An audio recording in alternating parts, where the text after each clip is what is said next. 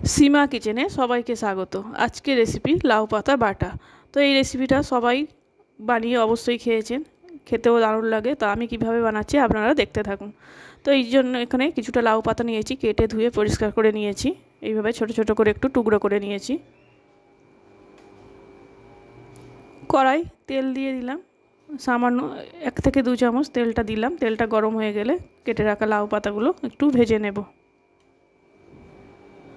এইভাবে করলে গরম ভাতের সঙ্গে দারুণ লাগে। তো এখানে 3টে কাঁচা লঙ্কা, স্বাদ অনুসারে লবণ দিয়ে লাউ পাতাগুলো একটু ভালো করে ভেজে নেব। ভেজে নিলে লাউ পাতার যে গন্ধটা থাকে সেটা তাহলে আর পরে বেরোবে না।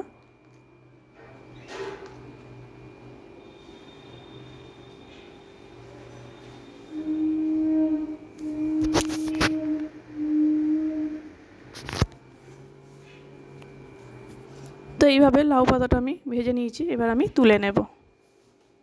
ওই কড়ার মধ্যে আবারও কিছুটা তেল দিলাম, দিয়ে এখানে আমি 8 থেকে 9টা চিংড়ি মাছ ছাড়িয়ে ধুয়ে পরিষ্কার করে এবং নুন হলুদ মাখিয়ে রেখেছিলাম, সেই চিংড়ি মাছটা দিয়ে দিলাম। দিয়ে এবার লাল করে একটু ভেজে নেব।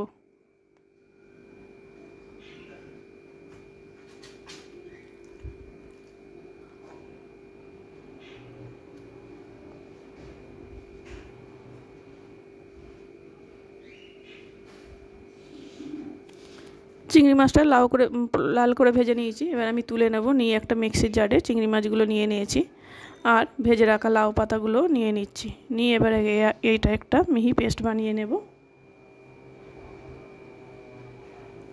ওই তেলের মধ্যে সামান্য একটু কালো জিরে আর 1 চামচ রসুন কুচি দিয়ে দেব। দিয়ে এটা একটু ভালো করে ভেজে নেব যাতে রসুনের কাঁচা গন্ধটা চলে যায়। আর এইভাবে ঠিক লাউ পাতাটা বেটে নিতে হবে।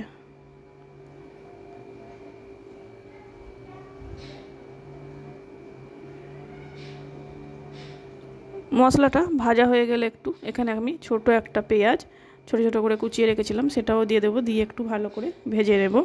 নেয়ার পর বেটে রাখা লাউ পাতাটা, চিংড়ি মাছটা এর মধ্যে দিয়ে দেব। দিয়ে একটু সময় ধরে লো মিডিয়াম আঁচে লাউ পাতাটা নেড়ে নেড়ে একেবারে শুকনো করে নিতে হবে।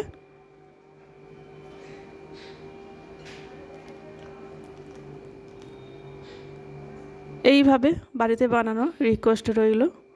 আর এখানে স্বাদ অনুসারে সামান্য একটু চিনি দিয়ে দেবো। আমি চিনি ব্যবহার করলাম, আপনারা চাইলে নাও করতে পারেন। দিয়ে ভালো করে লাউ পাতার সঙ্গে মিশিয়ে নেব। এটা দেখতে যেমন সুন্দর হয়, খেতেও দারুণ লাগে।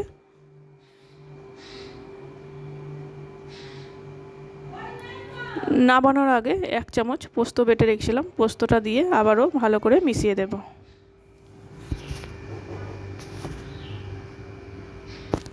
আমার লাউ পাতা বাটা একদম রেডি। এইভাবে শুকনো করে নিয়েছি, এবার আমি নামিয়ে নেব। চ্যানেলটা ভালো লাগলে সাবস্ক্রাইব করার অনুরোধ রইল।